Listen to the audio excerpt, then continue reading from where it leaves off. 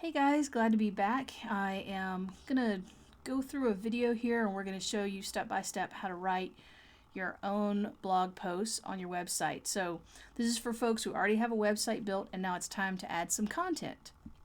My name is Bridget. I'm with Queen City Rent-A-Geek in Charlotte, North Carolina, and I am so happy to help you walk through this today. So first thing you need to do is log into your WordPress website, log into the back end. That's where I am right now. The first screen you come to is your dashboard. And of course at the top of the screen you'll see a series of notifications from your plugins. We're not going to worry about that. This is a website that's already built. It's my Queen City Rent-A-Geek website. And we are going to go to posts. Now posts are different from pages. Pages are the pages on your website that display content. Posts are content itself. On a page, I can insert a post or I can insert a category of posts, but the posts don't necessarily make up a page by itself. There's a lot of different reasons for you to write posts. It may just be that you want to convey your information to people. Maybe you have a membership-based website and you offer some free content, but you also offer a level of content for folks who have subscribed to your service. Maybe you own a coffee shop and you want to write a blog post about how to choose a coffee bean. For me, I'm going to write blog posts about what you guys need to know. So today we're going to write a post about how to write a post. That ought to be fun. So on the navigation bar on the left, we're going to go to posts. And we have a list of posts that are already on here. We're just going to come up to the top and hit add new. It helps if I click the button. Now, first thing you're going to come into is your post editor. You may or may not have a pop-up like this. Don't worry about that. Just hit the X and close on out of it. And because I have a web builder plugin on here, it's given me a second window. I just want to use the standard editor for this tutorial. So I'm going to hit that, use standard editor, and I'm into the screen that many of you have just logged into naturally. So first we're going to give our post a title. How to write a post on WordPress. So this is good stuff to know, especially if you've paid someone to build a website for you, but you want to be able to manage the content going forward. And you can always refer back to this video to remember how to do some things. If the other thing you can do is not everybody's skill set is writing, and that's okay. You could also write your post and publish it as a draft and hire a blogger to go in and dress it up for you. So that's another option. We're just going to do this whole thing from start to finish. So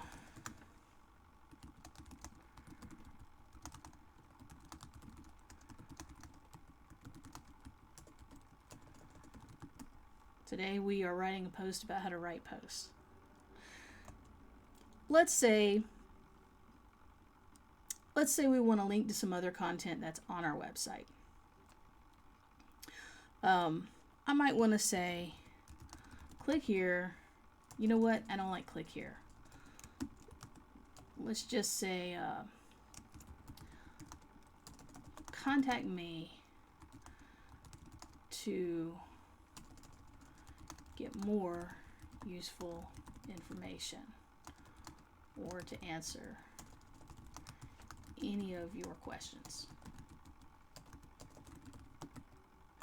So for a statement like that, I want to make this part right here clickable. All I did was highlight that with my mouse and you'll see a menu pop up which lets me choose some different things I can do. This one right here, the little paper clip or chain link, is how we're going to choose what we want to link to. Now it wants to know, what are we linking to? Now you can link to something somewhere else on the internet, or you can link to something on your website.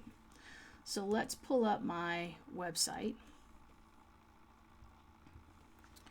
That's qcrentageek.com.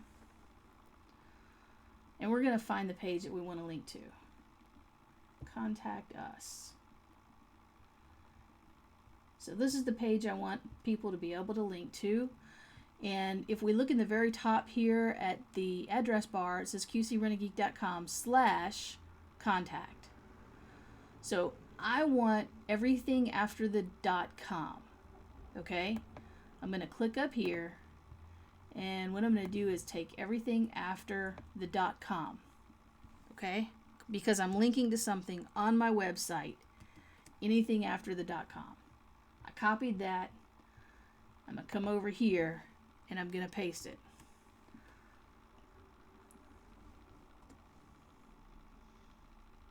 And then all I have to do is hit enter. Now that will link to that contact page. Let's go on a minute. Let's add a picture. Content's always better with some imagery. So let's add a picture here. We're going to plus, and when you hit that plus, it's going to add another block, and it gives you a lot of different things that you can put there. These are different options, right? We're going to do an image.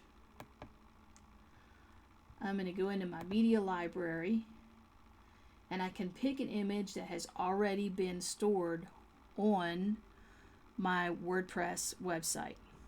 Or let's go find a new image. Let's go back into this other screen, and let's go to pixabay.com. Pixabay.com has royalty-free images. Let's search for a geek. See what they have. That's totally me right there, right? Alright, so we're going to click on this image. Yep, that's a good one. We want a free download. I'm going to pick the smallest one because I don't need a super large image. I also want it to display good on cell phones, and I don't want it to be time consuming for people to load up on the website. So I'm going to pick the 640 by 426 image and hit download. And it's coming all the way into the bottom here. Now I can go back onto the website here, upload files, select a file, and that went into my downloads folder. My folder's already organized by most recent, so there's the first image there, and hit open. Excellent. When I'm inserting an image to my website, I can give it some alt text. Alt text is important for the visually impaired, so that when they're on your website, they can't see what the images are, but their browsers will read to them what is in the alt text tag. Also, search engines like to look at what's in the alt text tag. So I'm going to put geeky emoticon. Alright, select that. Now you can see it went right into my post. I can resize it by grabbing this dot on the right hand side, and it's going to size it proportionally. And then we want to put some text around it. So I'm going to go to this change alignment at the top, and oh, it switched off before I could do it. Change alignment, and we want it to be this align left. And if you can look really hard there, it shows a square, black square with lines around the right side of it. That's to tell us that it's going to put the picture on the left with the text on the right going around it. And let's resize it back down now that we've fixed that. And you can see where it says start writing or type to choose a block. So I can just start typing right here. I'm typing my content, and it's wrapping around the image I inserted into the page, and blah blah blah blah blah. blah, blah, blah, blah, blah. All right, so I just want to get some text in there just so you can watch how it is going to wrap around it. Copy this. All right, there we go. And you can see how the text just wrapped right around the image. So it looks nice and neat, and the image is sort of a part of the page. Now, let's look over on the far right-hand side of the screen where it says Document and Block. So right now it's on block. It's giving me different options about this block that we are in. Each paragraph is going to be its own block on the page. But I want to go to Document. And under Document, we have permalink, categories, tags, featured image, excerpt, blah, blah, blah. Let's go to featured image. It's going to be important that you do a couple of things when you're writing a post before you publish it. Featured image is important because on most of our WordPress themes that we have, when it displays the excerpt of the post, it's going to show the featured image and just a couple of lines of text from the post. This is to the teaser to get people to click on it. So let's select a featured image. Now again, I could go back to Pixabay and pick another image, or I can have my photographer go out and take a picture for me, or maybe I've got an image on here. Let's use an image we already have on the website. Set as featured image. All right, and then excerpt. Excerpt is going to automatically take the first few lines of your post, or you can write a sentence or two there that you want to be associated with that post. Remember, this is the part that is going to get someone to click on it to read it. I usually just let it take the first few lines. All right, and categories. Now it's very important to categorize your posts. So if we go to categories, we can hit add new category and give it some sort of a name. So this post would go into WordPress how-tos. And we'll add a new category there. We don't really ever want it to be uncategorized. I'm going to talk about that for just a second. Remember earlier I said I could pull a specific post onto a page, or I could pull a category of posts onto a page. This is why categories are important. If you don't have your content organized into specific categories, then all of your posts are just in one giant bucket, and you can't really manipulate it as well when it comes to displaying the content on your website. Categories are also going to be important for SEO because it tells the search engines what they're looking at. What is this content about? So make sure you categorize your posts. Let's not just dump it all into one bucket. All right, we can make a parent category, but we're not going to go all the way into that. And then all the way at the top here, status and visibility, we can make it visible to the public, or because this isn't the best writing ever, we can also click this public and change that to private, password protected, or post format. Let's just leave that as standard. Publish immediately. So this is actually really good too, because then I can schedule this post. Don't have to publish it right now. I might be writing content about a sale I'm having a week from now, but I want to wait until 2 days before the sale for the post to go live. So I could schedule the post here to stay on my server in the back end and have WordPress automatically publish it to the world on the day that I specify. Or I can come all the way up to the top here where it says Save Draft. Let's save the draft. Here's the other thing. We can preview this before we publish it. So let's take a preview.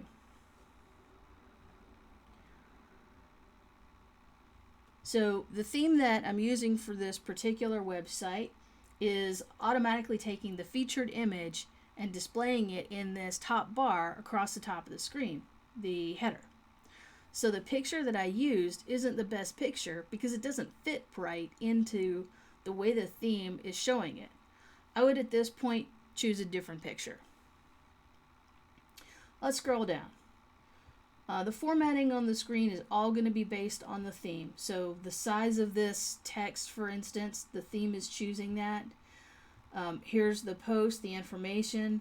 It tells us when the post was written, who wrote it, and other people can comment on it. Let's talk a little bit more about this linking business.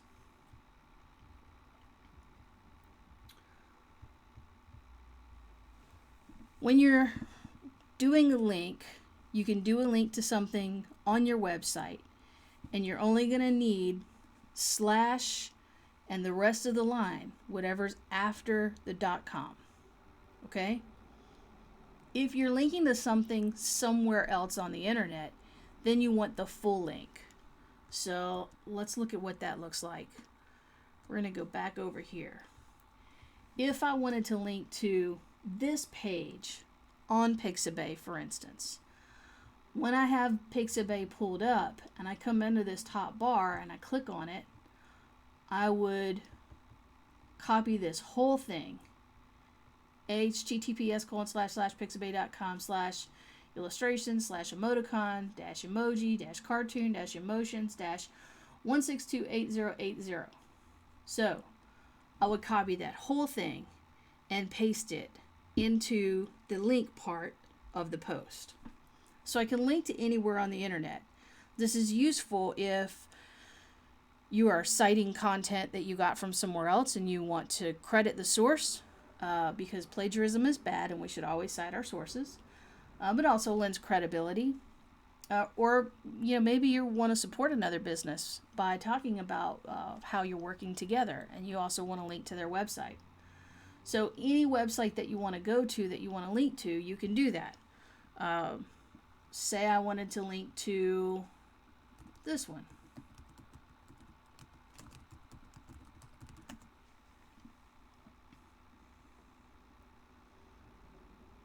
So this is another website that I've built. Maybe I want to write a blog post talking about different websites that I've worked on. I would go here, copy this whole thing, and then come back into my post to link to it. If you want to link to a specific product, maybe you sell products on your website, you would go to your website, go to that product page, and get, after the .com, hit slash, and everything else after that is what you want to copy to make your link. Folks, this really isn't all that hard, but with muscle memory, and you just keep doing it, the easier it gets. And then, of course, you know what? If you have questions, contact me. I'm on Facebook. I'm available by phone. I'm always here to help. Look, love you guys. If you like me, please, please, please subscribe to the channel and like this video. You can do that right down below here. And I look forward to seeing you guys again soon. Good night.